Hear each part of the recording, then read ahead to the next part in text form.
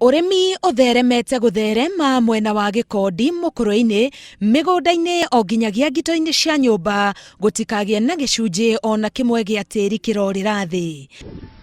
Thuutha wa arimi a guku kwamukira maai ma kurima kuhitukira mutaratara wa gikondi irrigation ni mahotete kuhimbiria urimi wa irio iria ikuraga na ihenya ta miciiri, nyanya na itunguru. Ni ndio tutarari na maai ma irrigation tutirahota kurima urimi no kuma twagia maai maya riu ni tuhotete gukorwo tukirima na tukona nginya matura maya maitu ni tunyihanyihitie thina.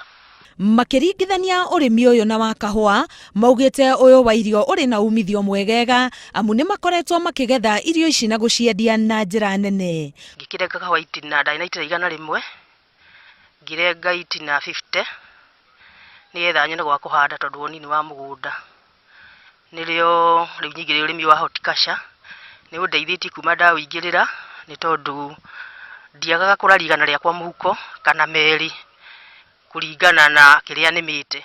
Kurima ti mugunda kuneneha, kurima ni kugia na wara wa kurima.